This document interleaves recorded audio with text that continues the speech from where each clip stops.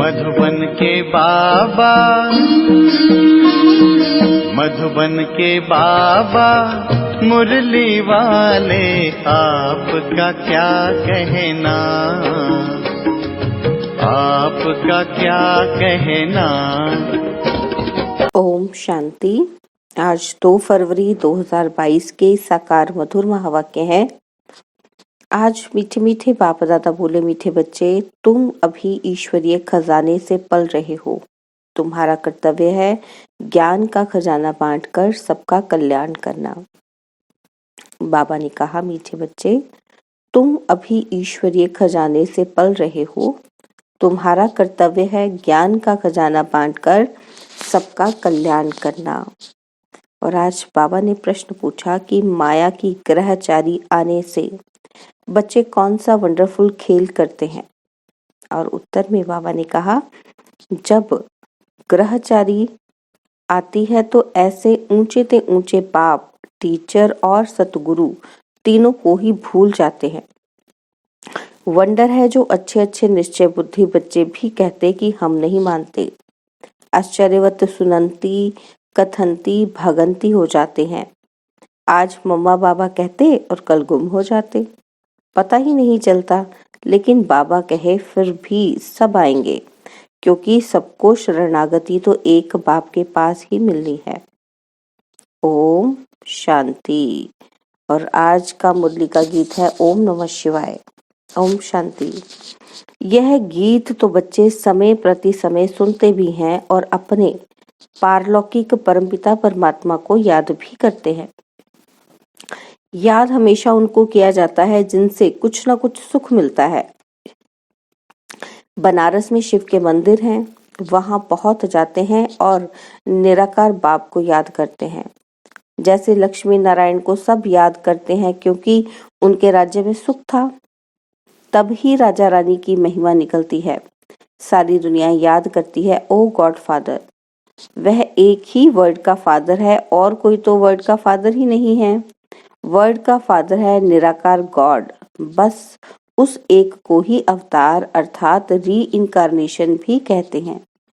वह एक ही बाप है जिसको अपना सूक्ष्म व स्थूल शरीर नहीं है।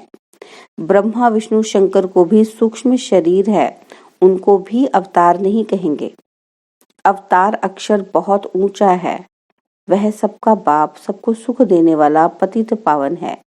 सर्व मनुष्य आत्माएं जो भी आती हैं वह पहले सतो प्रधान फिर सतो रजोतमों में आती हैं। उनको पतित दुखी होना ही है। पुनर्जन्म तो सब लेते हैं ना। ब्रह्मा को भी मनुष्य कहा जाता और विष्णु के 2 रूप लक्ष्मी नारायण को भी मनुष्य कहा जाता, तो उन्हों को भी हम अवतार नहीं कह सकते हैं। अवतार तो सिर्फ एक ही है। बाप आते ही हैं बच्चों को वर्षा देने। आते भी तब हैं जब सारी दुनिया पतित हो जाती है। जो भी मनुष्य मात्र है सब गॉड फादर की रचना है। भिन्न नाम रूप से सब गॉड फादर जरूर कहते हैं कि हर एक आत्मा की बुद्धि उस बाप को याद करती है। ऐसे नहीं कि ब्रह्मा विष्णु शंकर को याद करते हैं। ब्रह्मा विष्णु शंकर को बाप नहीं कहेंगे, बाप तो एक क्रिएटर को ही कहेंगे। जब संगम युग होता है, सभी मनुष्य पतित हो जाते हैं, तब बाप अवतार लेते हैं कल्प के संगम युग पर, कलयुग को सत्युग बनाने। क्रिएटर है ना। दिखाते हैं ब्रह्मा द्वारा स्थापना कराते हैं, शंकर द्वारा विनाश और विष्णु द्वारा पालना कराते हैं। आते भी हैं भारत में। शिवरात्रि भी भारत में ही मनाई जाती है, परंतु जानते नहीं कि शिव का नाम रूप देश काल क्या है। बाप कहते हैं मुझे न जाने, सर्वव्यापी कह देते हैं, मेरी बहुत ग्लानि कर देते हैं, जिस कारण भारतवासी बिल्कुल ही पतित हो गए हैं। जब भारत में सब पतित आत्माएं बन जाती हैं तब फिर मैं आता हूँ। कलयुग में कोई भी पुण्य आत्मा पवित्र आत्मा नहीं हो सकती। पवित्र दुनिया में पवित्र आत्माएं रहती हैं, उसको कहा जाता है संपूर्ण निर्विकारी दुनिया। उसकी भेंट में कलयुग है विशेष दुनिया। कलयुग के अंत और सत्युग के आदि को कहा जाता है संगम। द्वापर और त्रेता को नहीं मिलाएंगे। अंत माना सारी पुरानी दुनिया का अंत और नई दुनिया का आदि। सतयुग है पावन दुनिया और फिर कलाएं कमती होती जाती हैं। सतयुग त्रेता को भी एक समान नहीं रखेंगे। बाप कहते हैं मुझे बच्चों ने नंबरवार ही पहचाना है। इस समय ही यह कहा जाता है क्योंकि माया सामने खड़ी है, घड़ी घड़ी भुला देती है। कहते हैं कि हम ब्रह्मा के बच्चे शिव के पुत्र हैं। यह कहते भी भूल जाते हैं। अज्ञान में ऐसी बात कभी नहीं भूलेंगे। यहाँ सामने कह देते हैं कि हम ब्रह्मा के बच्चे नहीं हैं। एकदम भूल जाते हैं। इतना भूल जाते हैं जो फिर कभी याद भी नहीं करते। यह एक बड़ा वंडर है। भारतवासी भी जानते हैं कि स्वर्ग बनाने वाला परमपिता परमात्मा है और नरक बनाने वाला माया रावण है। फिर दोनों ही बातें भूल जाते हैं। न बाप को जानते न रावण को जानते। शिव को पूजते हैं और रावण को जलाते हैं। परंतु वंडर यह है कि जिन्हों को पूजते हैं उनके ऑक्यूपेशन बायोग्राफी का पता नहीं, और रावण जिसको जलाते हैं उनका भी पता नहीं कि रावण क्या चीज है। मनुष्य मात्र यथा राजा रानी तथा प्रजा उसमें सब आ जाते हैं। सब तुच्छ बुद्धि हैं।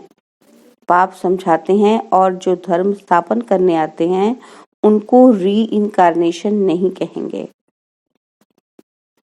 अवतरण एक बाप का होता है भारत में, परंतु भारतवासी खुद ही भूल जाते हैं।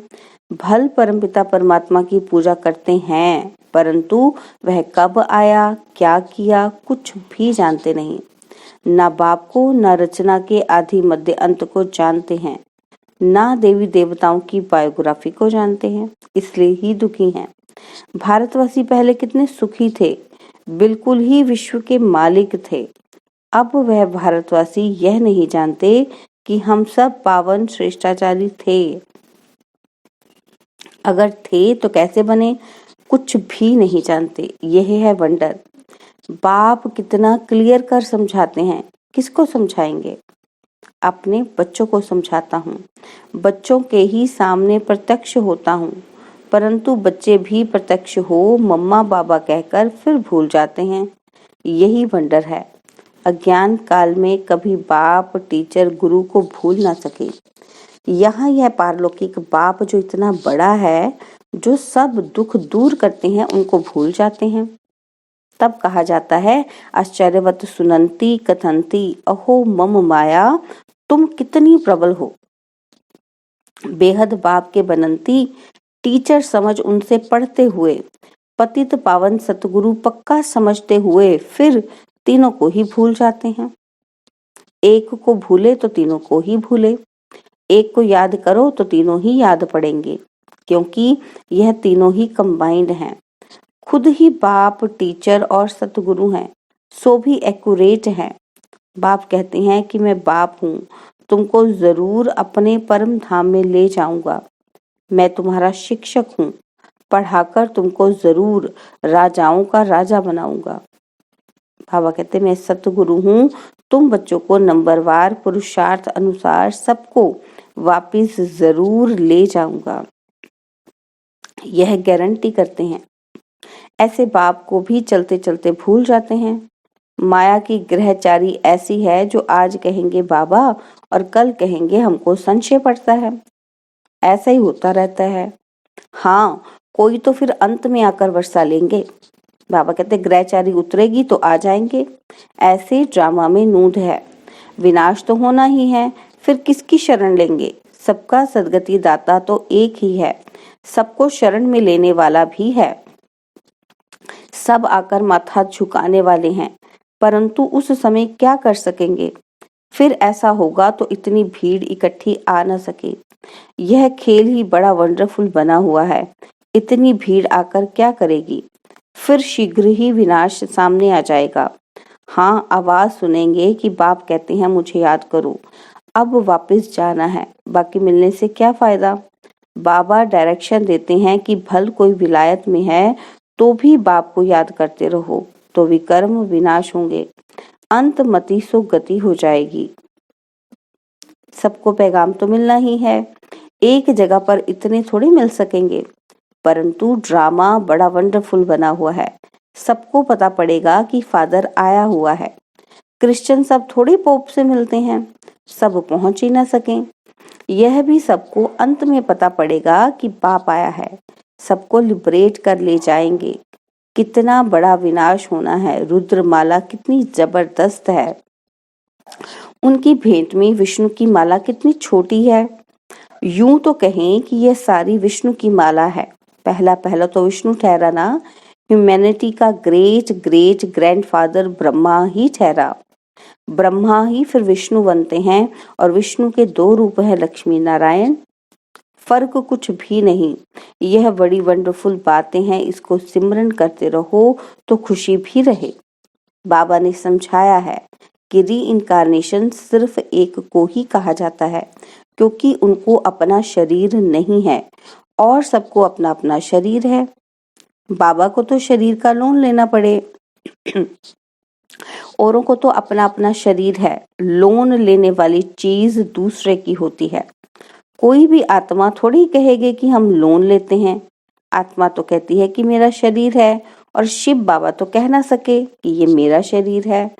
वह सिर्फ आधार लेते हैं, बच्चों को नॉलेज देने और योग सिखलाने के लिए। बच्चे भी जानते हैं कि बाबा ने आधार लिया है, फिर भी घड़ी घड़ी भूल जाते हैं। देह अभिमानी बनते हैं तो वह रिगार्ड गुम हो जाता है। नहीं तो बाबा क्या चीज है, अगर जाने तो उनके फरमान पर जरूर चलें। कदम कदम श्रीमत लेनी पड़े, परंतु माया भुला देती है।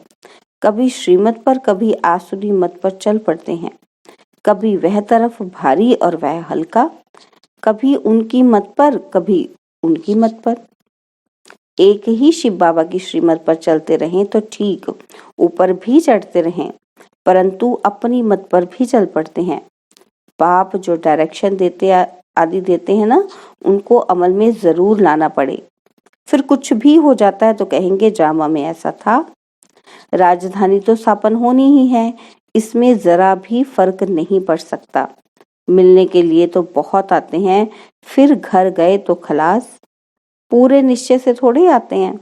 कोई को 5% निश्चय है तो कोई को 15%। बाबा कहते हैं ज्ञान काल में जब पता लग जाता है कि ये मेरा चाचा है, मामा है, तो फिर संशय थोड़े पड़ता है। यहाँ तो माया संशय में लाकर गिरा देती है। गोया निश्चय बैठा ही नहीं, निश्चय बैठे बैठे भी फिर गुम हो जाते हैं। वंडर है ना। यह एक ही बाप टीचर सतगुरु है। हर एक नंबरवार पुरुषार्थ अनुसार कल्प पहले मुआफिक उठाते हैं। कल्प पहले जिसने जितना वर्षा लिया है, हर एक की वही एक्ट चल रही है। इस समय हम ब्राह्मणों की माला नहीं बन सकती, क्योंकि ग्रहचारी आती रहती है तो टूट पड़ते हैं। फिर प्रजा की माला में आ जाते हैं। प्रजा में भी कब कैसे माला है तो जरूर रुद्र माला और विष्णु की माला। वह है रूहानी माला और वह है जिस्मानी माला। इसको समझने की बड़ी अच्छी, विशाल और स्वच्छ बुद्धि चाहिए। वफादार फरमाबरदार चाहिए, जो श्रीमत पर पूरा ध्यान देता रहे। शिव बाबा की कितनी बड़ी सर्विस है। कहते हैं पतित पावन आओ। बाबा पावन दुनिया स्थापन करते हैं, वही फिर पतित बनते हैं, फिर उनको ही पावन बनाने बाप को आना पड़ता है। कितना वंडरफुल पाठ बजता है इस समय। इसलिए बलिहारी इस समय परमपिता परमात्मा के पाठ बजाने की है। नंबर 1 यादगार है ही एक का। जो सब कुछ करते हैं उनकी ही जयंती मनाते हैं। जिसको बनाते हैं उनकी कितनी महिमा है। बाकी इस समय जो भी मनुष्य मात्र हैं, सब पतित भ्रष्टाचारी हैं। सतयुग में थे श्रेष्ठाचारी, परिस्तानी। कितना दिन रात का फर्क है। अभी हम शिव बाबा से वर्षा ले रहे हैं। अब हमको क्या मनाना है। बाबा कहते मनाना होता है भक्ति मार्ग में। इस समय श्रीमत पर तुमको खूब पुरुषार्थ करना है, सर्विस करनी है। यह प्रदर्शनी पर समझाने की रस्म बड़ी अच्छी निकली है। ईश्वरीय सर्विस पर बच्चों को पूरा ध्यान देना है। जो ईश्वरीय खजाने से पलते हैं उनको तो पूरी सर्विस करनी है। जो जल्दी जल्दी मनुष्यों का कल्याण हो जाए। अच्छा, मीठे मीठे सिकिलदे बच्चों प्रति माता पिता बाप दादा का याद प्यार और गुड मॉर्निंग। रूहानी बाप की रूहानी बच्चों को नमस्ते। हम रूहानी बच्चों की रूहानी बाप दादाजी को दिल व जान सिकवा प्रेम से नमस्ते। ओम शांति। प्यारे बाबा, मीठे बाबा, मेरे बाबा, शुक्रिया बाबा, शुक्रिया बाबा, शुक्रिया बाबा। धारणा के लिए मुख्य सार है। पहला पॉइंट है, चढ़ती कला में जाने के लिए कदम कदम श्रीमत पर चलना है। बाप को यथार्थ पहचान कर देही अभिमानीपन पूरा रिगार्ड रखना है। और सेकंड पॉइंट है, ईश्वरीय सर्विस पर पूरा पूरा ध्यान देना है। याद से बुद्धि को स्वच्छ और विशाल बनाना है। और बाबा ने आज हमें वरदान दिया, नॉलेज की लाइट और माइट द्वारा सोल कॉन्शियस रहने वाले स्मृति स्वरूप भव। नॉलेज की लाइट और माइट द्वारा सोल कॉन्शियस रहने वाले स्मृति स्वरूप भव। आपका अनादि रूप निराकार ज्योति स्वरूप आत्मा है और आदि स्वरूप है देवात्मा। दोनों स्वरूप सदा स्मृति में तब रहेंगे जब नॉलेज की लाइट माइट के आधार से सोल कॉन्शियसनेस स्थिति में रहने का अभ्यास होगा। ब्राह्मण बनना अर्थात नॉलेज की लाइट माइट के स्मृति स्वरूप बनना। जो स्मृति स्वरूप है वह भी स्वयं भी संतुष्ट रहते और दूसरों को भी संतुष्ट करते हैं। स्लोगन है, साधारणता में महानता का अनुभव करना ही महान आत्मा बनना है। स्लोगन, साधारणता में महानता का अनुभव करना ही महान आत्मा बनना है। ओम शांति। और अब यह एक बहुत अच्छी वीडियो भी जरूर देखें।